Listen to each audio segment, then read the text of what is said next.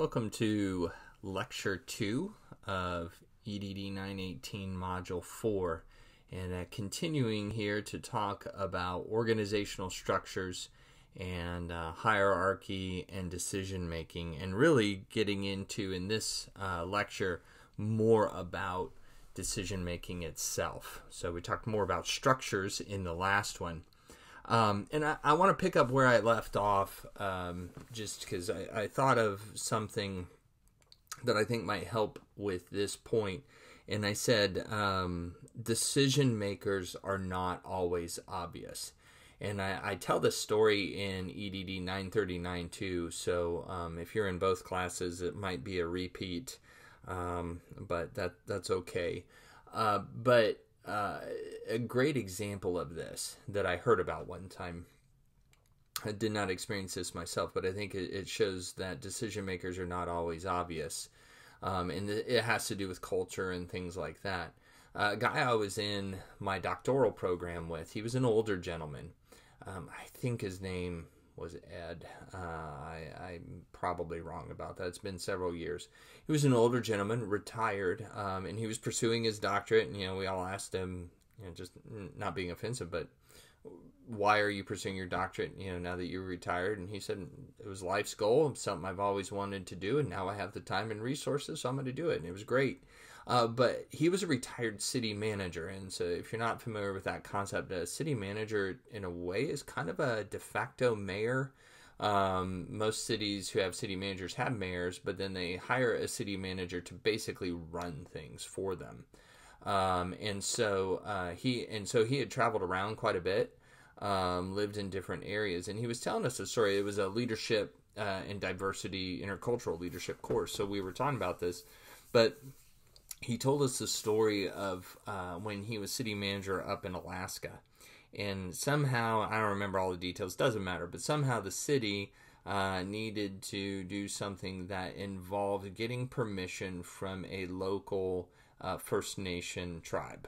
And so they went to, they'd had some preliminary meetings, and now they went, and this was going to kind of be the big decision-making point. And so they had met with the tribal elders, the community leaders there, which was a group of men. And so they met with them again, but they were meeting in, it was their meeting hall that they had, their community center, and everyone could come. So the whole community village is there. And but then the city representatives and then the tribal leaders are their kind of center focus, and they're talking, and everybody else is kind of scattered around. And the city folks are presenting their information and ideas and things like that, looking for a decision to be made. And Ed said that he noticed the one man who was kind of, the official leader, and I don't know what his title would have been, but he noticed he kept looking to an older lady. And, he said when she had come in, he had noticed a lot of respect, deference being paid to her by everyone. And she was strategically located so that, she was kind of over here, so the leader could look at her pretty easily. So, if this is the leader, he can look over here to her, and, Ed's kind of in his group are here. And so pretty soon he notices this guy's looking at her, so he starts looking over, and like when a decision would need to be made, this guy would look at her and she would kind of nod or shake her head or what, and the decision followed that. Long story short, and they were able to work out a deal. But long story short, he found out afterwards that even though the men had to hold the leadership positions, it was a very matriarchal society. And she was the oldest matriarch in the group, and a lot of deference paid to elders as a whole, especially their female elders. And so, in essence, she was the decision maker. And I just bring that up because if you would have looked at the surface, unfortunately he was paying attention, but if you would have looked at the surface of the things, you would have thought that these men sitting in front of you were the decision makers, when really they weren't. She was a key player. And so that happens a lot, not just in cultural settings, ethnic settings, but in organizations as well. There will be key people who really are the decision makers, and it's not always obvious, because that's where we, again, go back to the org structure can tell you and give you information, but that's not always 100% representative of how decisions are made. So let's talk about decision making in organizations. And I start off with some key ideas that I think we need to keep in mind for decision making. One of them is this, and this is arguable, but I think it's pretty good. Of course, I'm the one that said it.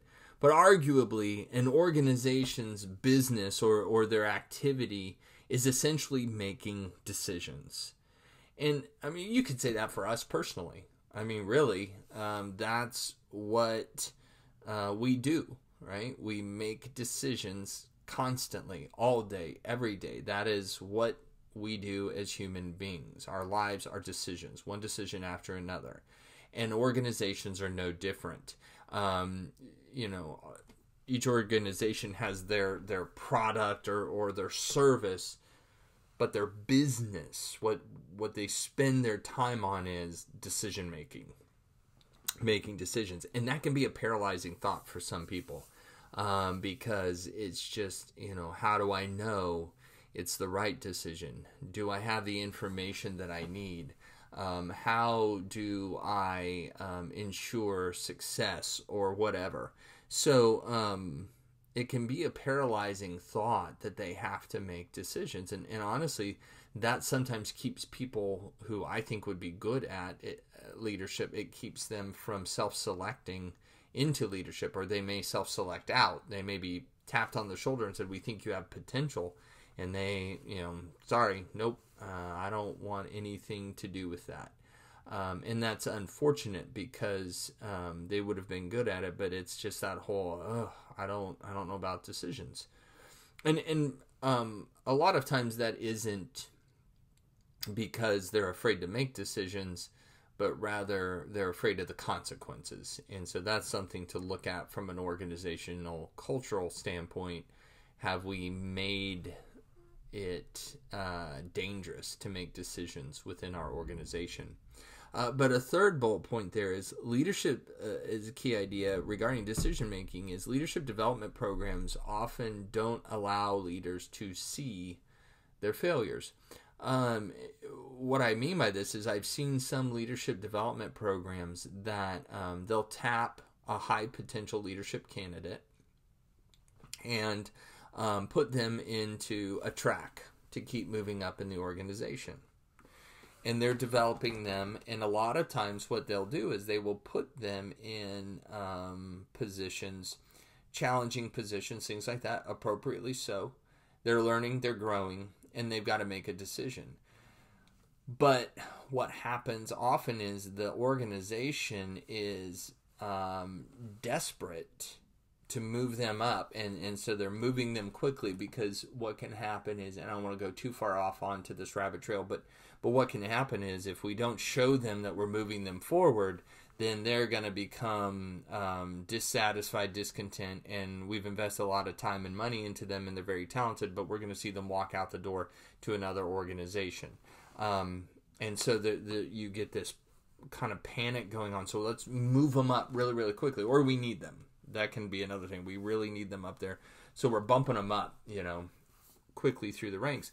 But the problem with that is then it doesn't allow leaders to see their failures, or just from a general standpoint, more positive, doesn't allow them to see the outcomes of the decisions they made, because they'll get into a position and they're there for a few months and they need to make a big decision for that team or that business unit or whatever, and they make that decision and they move forward, that decision is implemented, and then in another 6 months or less, they're promoted and they're moved up to another opportunity.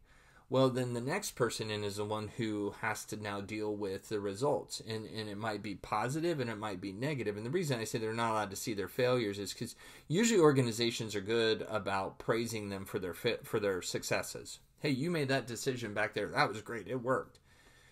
But too often what happens is with these high potentials, they become sheltered and protected from their failures. And it is good for us to fail. It is good for us to see the results of the decisions we made, positive or negative, and sometimes more so negative. Again, I use this illustration in the other course, but with my own kids, I'm going to make sure that they don't make a bad decision that's going to drastically impact their life, their future, their health, their safety, right? I'm going to keep them and protect them as much as possible from those decisions. But there's other decisions that I will allow them to make that I'm looking at going, I don't know if that's going to turn out so well. But you know what? They need to learn. And so I'm going to let them metaphorically scrape up their knees a little bit. And that's good, I think. I think it's good for me to scrape up my knees because we learn a lot through that. And again, not in a, I'm not going to let them do foolish things that will jeopardize their future, their health, their safety, or someone else's health and safety, right? But here and there, I'm going to let them, there might be a faster way to do a job. I'll let them do the slow way. It took a long time, and they're hot, and they're tired, and they're worn out. But hey, you wouldn't listen to me when I was giving you suggestions, so I let you do it that way. Do you think maybe there was a better way to do it, right? That's what I mean. But and then within the organizations, too often they don't let their high potential and those in leadership development programs see their failures. So that's part of it as well. And then just bring out an idea. This guy, Michael Mankins, in a Harvard Business Review article, he was talking about decision-making structures and things.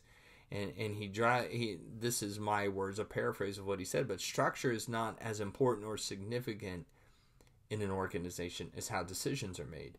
And where he was coming out with that is his point, and he's right, is a lot of executives come in or leaders of groups and they'll do a reorg. That's the first thing they need to do is do a reorganization of the structure. And then that's not good, and then they tweak it again, and so you constantly have this, reorg going on, and who reports to whom, and da-da-da. And his point that I think is well made is, instead of your first step looking at the structure and how do we need to change the structure itself, what you should be looking at is doing an analysis and an audit on how are decisions made within the organization, and then making sure that's in place. And you build your structure around decision making, not just do a structure. And so that's what he's driving home. So characteristics of effective decision making. And I want to make the point, I think I said it in the last lecture as well, or at least alluded to it. Understand that there are strict hierarchies that are good at effective decision making. And there are flat organizations that are bad at effective decision making. And you say, why are you putting it that way?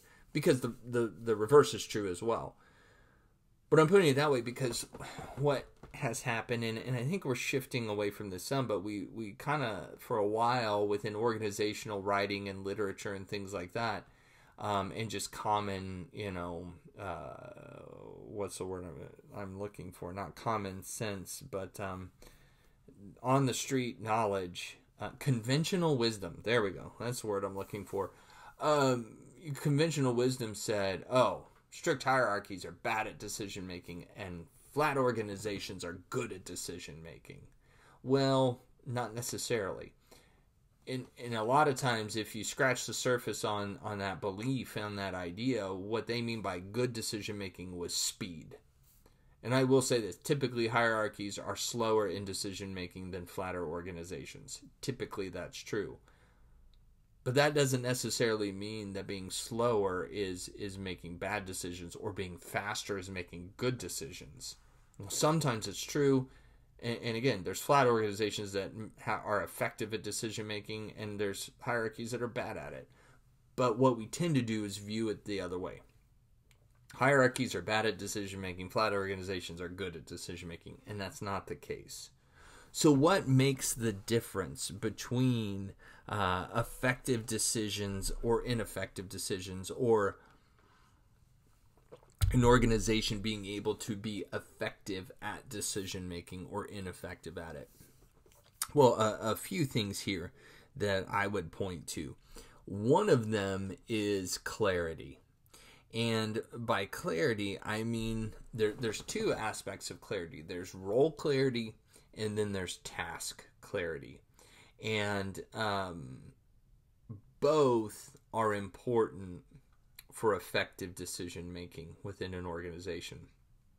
For role clarity, what that means is I have clarity on not just what my role is, but how my role ties into the bigger picture of the organization and the mission and what we're hoping to accomplish. So I see how my job fits into this big grand scheme of things.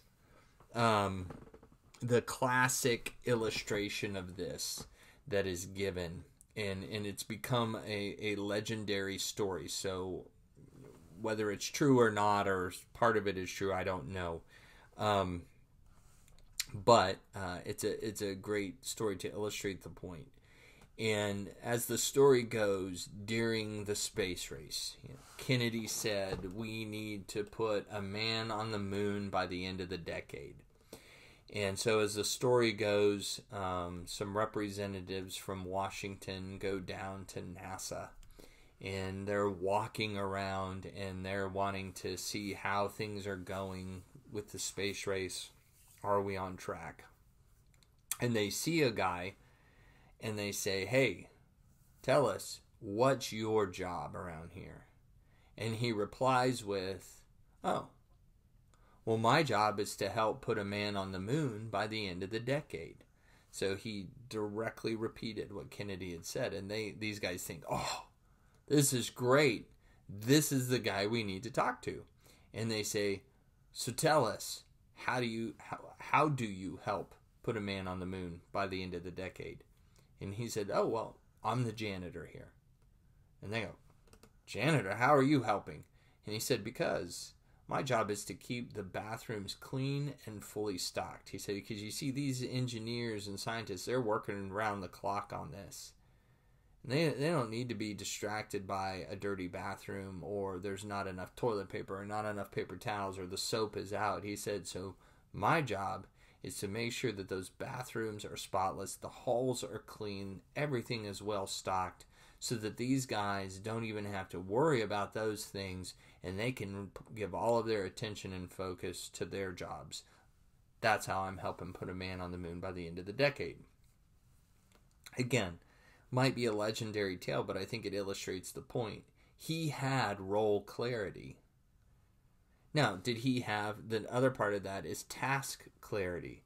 Task clarity is also important. Task clarity says, I know what I'm supposed to do within my job.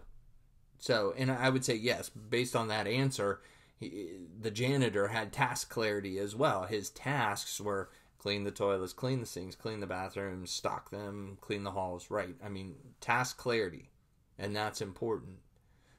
And he also had role clarity. He knew how his job fit into the big mission and vision and goals of the organization. And when it comes to decision making, clarity is very important at both levels. Because I need to have, I'll start with task. I need to have task clarity, right? I mean, do I even know what I'm supposed to do? And I don't care how much role clarity there is, oh yeah, the big picture of the organization. But if I don't know what to do today, that's a problem. And vice versa. I may have perfect task clarity, and that's usually what we see. Usually what we see is people have task clarity. They know what they're supposed to be doing in their job. But if you ask them, but how does your job fit into the big picture of the organization? I don't know. I have no clue. I don't know why this is important. But I'm just doing it. It's a paycheck, right? And then you're going to have problems with engagement and things like that. We won't get into that. But how it impacts decision making is, if I have task clarity, then I can make decisions within the realm of my task structure, right? So I can make a decision and say, yeah, I know how this fits in. And I need to make this decision so that I can accomplish my job. And then role clarity is important from a decision-making standpoint, because then I understand how decisions I make within my role impact the organization as a whole. And so both are part of effective decision making. And when we see organizations that do have multiple levels of effective decision making, one of those characteristics that we see is that there's clarity. There's both role clarity. I see how my role fits into the big picture. And there's task clarity. I also know what I'm supposed to do, and that's very clear for me, because then that's going to impact the decisions I make and how I make those decisions. So we got a couple more things to talk about with characteristics of effective decision making, but I think what I'm going to do is this to keep these in better bite-sized chunks. I'm going to pause here, and then that will be in lecture 3, which will probably be a little bit of a briefer lecture for you. But we'll pick up here with characteristics of effective decision making in lecture 3.